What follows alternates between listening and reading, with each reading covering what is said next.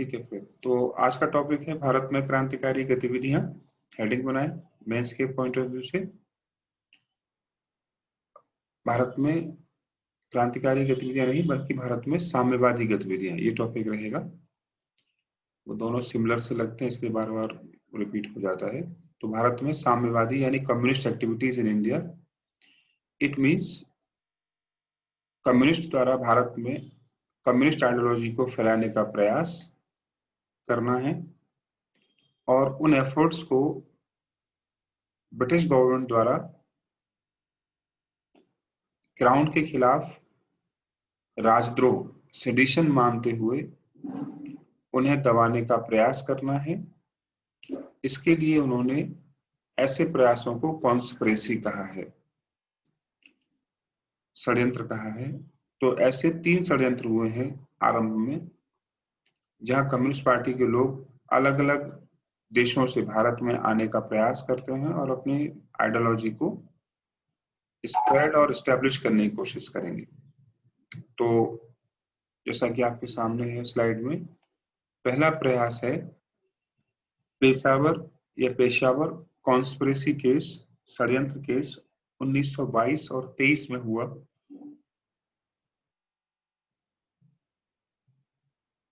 जिसमें 10 trend communist leaders को या वर्कर को भारत में कम्युनिस्ट मूवमेंट को ऑर्गेनाइज करने के लिए भेजा गया। 10 communist leader came India to organise communist movement, लेकिन ब्रिटिश इंटेलिजेंस ने इनको गिरफ्तार कर लिया और पेशावर में उन पर केस चलाया गया। यह है Peshawar conspiracy case. Peshawar conspiracy case आरोप क्या लगाया गया कि इन लोगों ने ब्रिटिश साम्राज्य यानी ब्रिटिश क्राउन की सत्ता को उखाड़ने की कोशिश की है, यानी वही राजद्रोह का केस किया है। ठीक है, तो इन लोगों की ओर से पेशावर में एक वकील ने इनको एडवोकेट किया, इनका पक्ष रखा। उस वकील का नाम आप ध्यान रखें, अब्दुल कादिर। अब्दुल कादिर ने उनको डिफेंड किया और इन लोगों को 1 या 2 साल की, कुछ को 1 कुछ को 2 की सजा हुई उस केस में, क्योंकि कोई एविडेंस स्ट्रांग नहीं मिल पाया तो सजाएं लंबी नहीं हो पाई।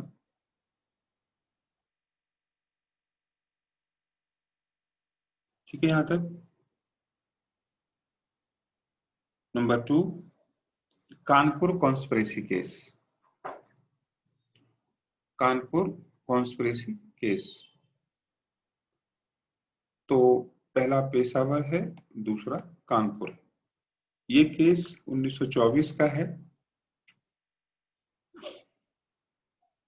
इसमें ब्रिटिश गवर्नमेंट ने कम्युनिस्ट इन्फ्लुएंस को रोकने के लिए कुछ कम्युनिस्ट लोगों पर मुकदमा चलाया। To stop communist influence in India. कौन कौन लोगों का जिन पर मुकदमा चला, तो अच्छे से लिखें। Shripad PAD Amrit Dange, Shripad Amrit Dange,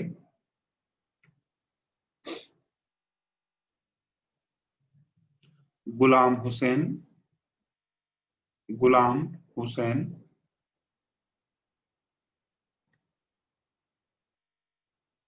M.N. रॉय, कल मैंने इनका नाम लिखाया था आपको, M.N. रॉय का।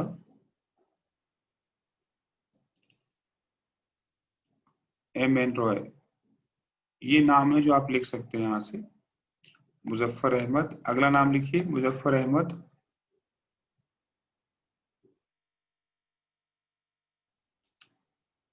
सिंगारवेलू चेट्टियार,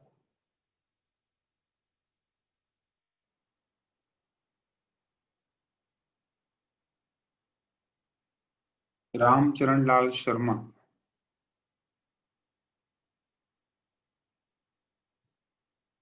ठीक है।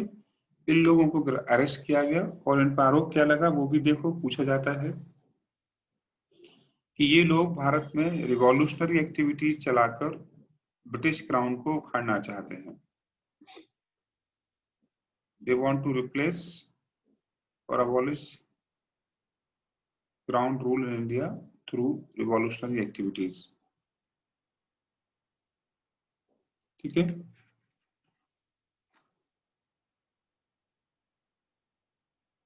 इस केस में केवल 4 लोगों को सजा हुई, वो भी 4-4 साल की।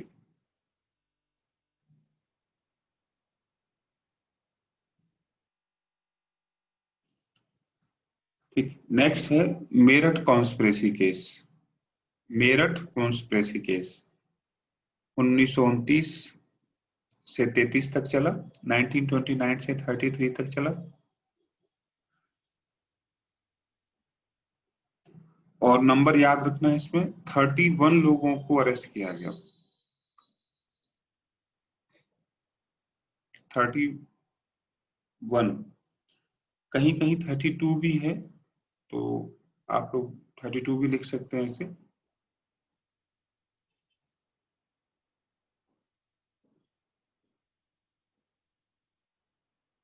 इसमें कम्युनिस्ट ने ये स्वीकार किया, एक्सेप्ट किया कि वे क्रांतिकारी हैं और भारत में ब्रिटिश साम्राज्यवाद को खत्म करना चाहते हैं। Yes, we are revolutionarist and we want to abolish British empire in India, यह उन्होंने एक्सेप्ट किया।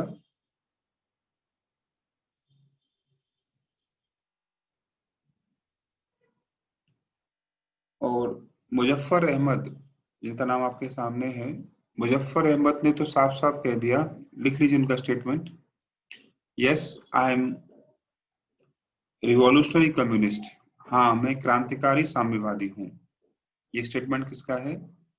मुजफ्फर अहमद का है, मैं क्रांतिकारी समाजवाद मार्क्स कम्युनिस्ट हूँ।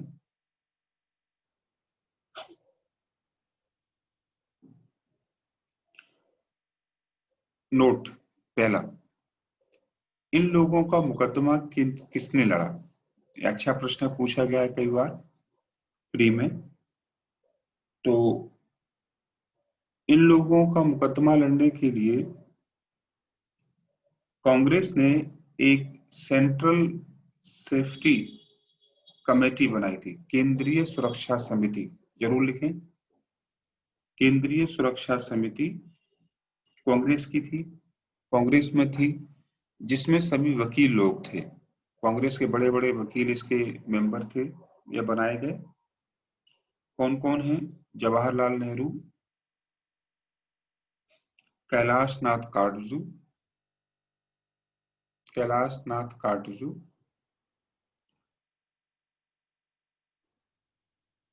और डॉक्टर अंसारी, जो खिलाफत आंदोलन से गांधी के साथ में थे। उन लोगों ने इनको डिफेंड किया कोर्ट में। नंबर 2, क्वेश्चन पूछा गया, जब ये लोग जेल में थे कम्युनिस्ट, तो इनसे मिलने के लिए कौन कांग्रेस का बड़ा नेता मिलने गया जेल में? तो जवाब होगा गांधी। इन लोगों से मिलने जेल भी गए। तीसरा नोट है, ऐसी एक्टिविटी को रोकने के लिए सरकार कौन सा बिल लेकर आ रही थी जिसका विरोध पूरे देश में हो रहा था? यह आपने पढ़ा है, तो उसका नाम है public safety bill. Public safety bill. बहुत बढ़िया, पब्लिक सेफ्टी बिल, आपको मैंने बताया भी था। तो पब्लिक सेफ्टी बिल में क्या हो रहा था? क्रांतिकारी गतिविधियों को रोकने के लिए सरकार एक बहुत हार्ड बिल लेकर आने वाली थी, जिसका नाम था पब्लिक सेफ्टी बिल। लेकिन आप जानते हैं कि कांग्रेस के लोगों ने इसे पास नहीं होने दिया।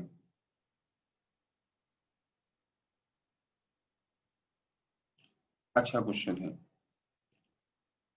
इस केस में किसको लाइफ टाइम प्रिजन हुआ? ये क्वेश्चन भी आ गया है। इस केस में मुजफ्फर अहमद को लाइफ टाइम प्रिजन हुआ। आजीवन कारावास की सजा झेलनी पड़ी, काले पानी की सजा उनको मिली।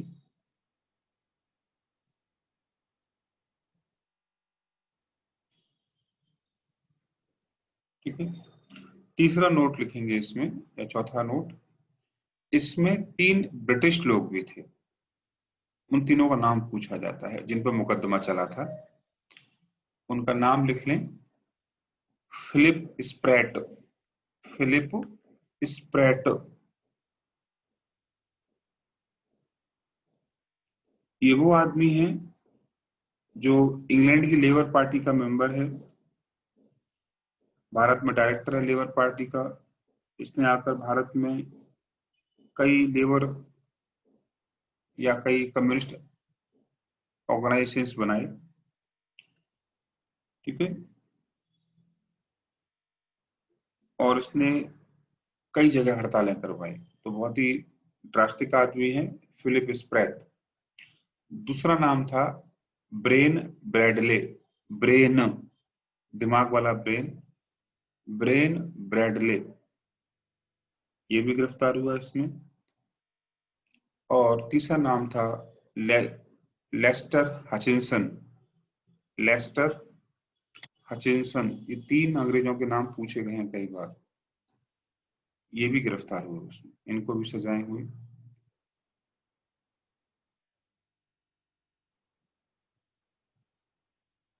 अच्छी चीज ये थी कि मेरठ कॉन्स्पिरेसी केस में पूरे वर्ल्ड से इन लोगों को सिंपैथी मिली। तो क्वेश्चन बन सकता है कि किस कॉन्स्पिरेसी केस में वर्ल्ड से, चाहे अमेरिकन प्राइम मिनिस्टर रूजवेल्ट हो, यहाँ तक कि आइंस्टीन भी इन लोगों के फेवर में था। साइंटिस्ट थे आइंस्टीन, और बहुत बड़े फिलोसोफर थे उस समय के, गेराल्ड लांस्की, उन्होंने भी सपोर्ट किया इसको। तो ऐसे में इन लोगों को काफी सपोर्ट मिला। ठीक है, तो सरकार ने कैसे पकड़ा इन लोगों को कि ये एक्टिविटी चला रहे हैं, तो उसको लिखने के लिए आपको लिखना पड़ेगा कि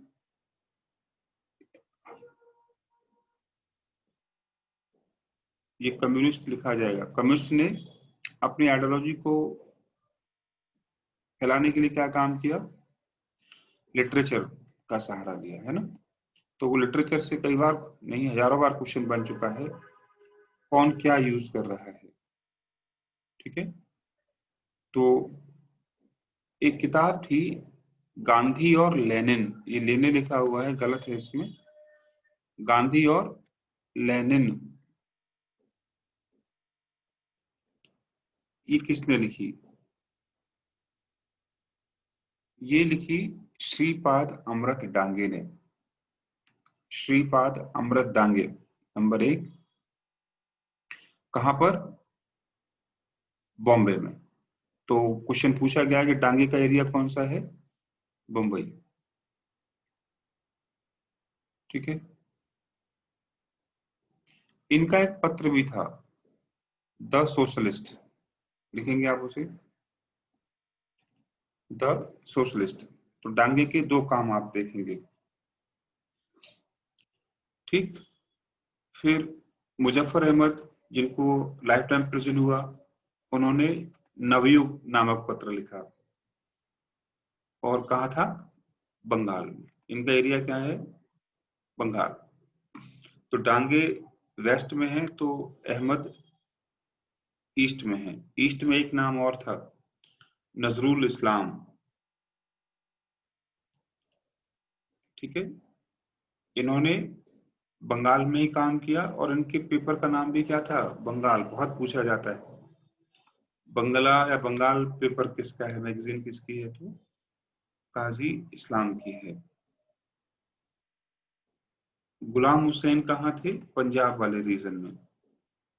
और उन्होंने क्या लिखा, इंकलाब लिखा। ये पेयर बहुत बार पूछा गया है, तो रटना है आपको अच्छे से। और मद्रास में कौन है, एस चिट्टियार आपके सामने है। इन्होंने क्या लिखा, लेबर किसान गजट। इन लिटरेचर के थ्रू लोगों ने अपने आइडियाज को स्प्रेड किया है। लिखना है आपको अच्छे से, ठीक है? ध्यान से सुनना अब आगे। यहां तक आते आते आप देख रहे हो तीसरा केस कब हुआ था, क्या ईयर लिखा है मैंने, याद करो। मेरठ केस कब का है? अभी लिखा है ना मेरठ केस, 1929 to 33। बिल्कुल ठीक। इसका मतलब ये हुआ कि नेशनल मूवमेंट में इस समय किसका इन्फ्लुएंस है? कम्युनिस्ट का इन्फ्लुएंस है। तो ये शॉर्ट फॉर्म है, आप रट सकते हो, पीके एम। खैर, जो पॉइंट था वो डिस्कस कर लेते हैं अच्छे से। 1929-30 का समय पूरे भारत में कम्युनिस्ट आइडियोलॉजी बड़ी जोरों पर चल रही है, और आप जानते हैं सरकार पीछे पड़ी इन लोगों के। गांधी नहीं चाहते थे कि क्या हो, कांग्रेस में इस तरह का प्रभाव हो। उसका रीजन भी है, क्योंकि जो मीटिंग हुई थी इंटरनेशनल कम्युनिस्ट की, उसमें कहा गया था कि आप लोग कांग्रेस में शामिल हो जाएं, ठीक है? उसमें कहने के लिए तो नेहरू भी गए थे, आपके सामने देखेंगे आप, ये ब्रुसेल्स में हुई थी, है ना?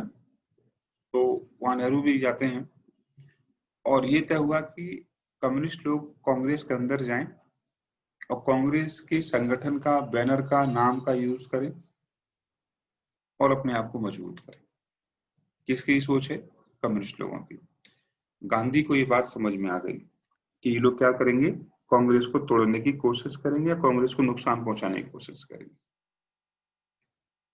तब गांधी ने क्या उपाय निकाला कि कांग्रेस के अंदर कम्युनिस्ट आइडियोलॉजी ना बढ़े, ना इसमें प्रभावित हो लोग।